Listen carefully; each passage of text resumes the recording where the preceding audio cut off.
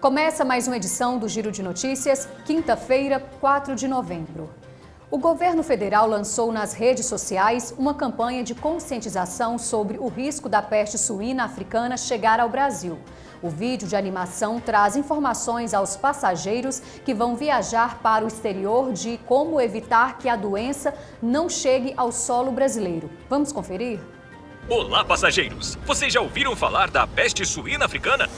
Uma doença muito contagiosa para nós, suínos, e que pode levar à morte. Ela é causada por um vírus que não faz mal aos humanos, mas que é transmitido aos animais por meio de alimentos, objetos e roupas contaminadas. Por isso, a gente conta com a sua ajuda. Não traga produtos de origem suína de outros países. Peste suína africana. Vamos cuidar para não chegar ao Brasil. Ministério da Agricultura, Pecuária e Abastecimento, Governo Federal, Pátria Amada Brasil.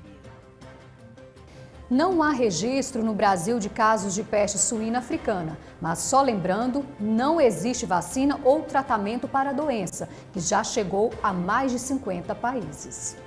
Então, é importante que o suinocultor fique atento caso algum suíno apresente sintomas da doença como febre alta, pneumonia, aborto, perda de apetite, conjuntivite, fraqueza, emagrecimento, manchas avermelhadas na pele, vômito, diarreia e morte repentina. Agora vamos falar de internet e tecnologia. O leilão da tecnologia 5G começou hoje. De acordo com a Agência Nacional de Telecomunicações, o embate será entre 15 empresas, entre elas a Claro, Vivo e TIM. As grandes prestadoras de serviço devem brigar pelas frequências mais elevadas ou puras, que podem oferecer maior velocidade de conexão. Já para os provedores regionais, por exemplo, o interesse será em frequências menores, que entregam velocidade mais baixa, mas permitem cobrir áreas maiores. A expectativa é que o 5G comece a ser ofertado até o dia 31 de julho de 2022 nas capitais. O Tribunal Regional Federal da Primeira Região decidiu derrubar uma liminar que impedia a reabertura das investigações sobre a facada recebida pelo presidente Jair Bolsonaro quando era candidato em 2018. O advogado de Bolsonaro falou sobre o caso. Vamos acompanhar um trecho da entrevista? Certamente.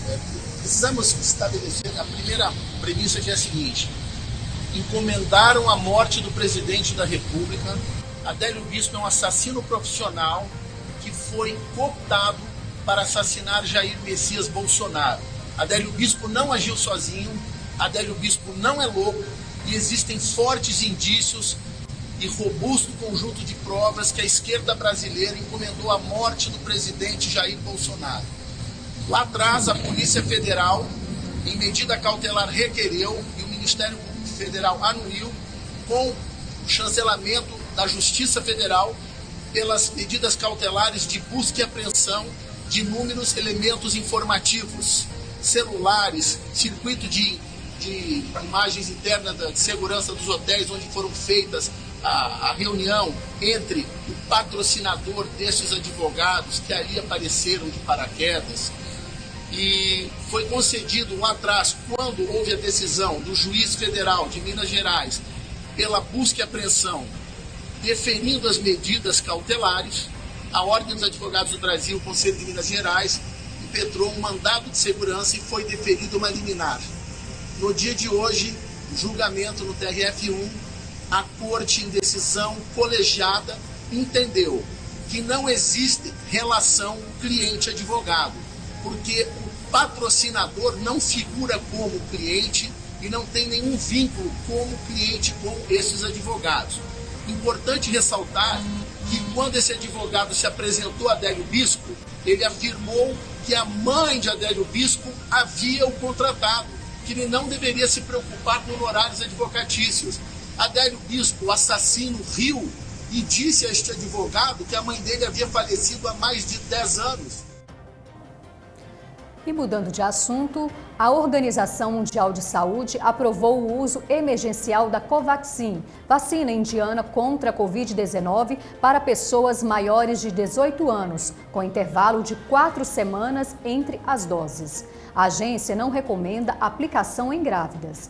O imunizante é o 8º na lista de vacinas contra a Covid-19 que a OMS autoriza o uso emergencial desde o início da pandemia de coronavírus em março de 2020.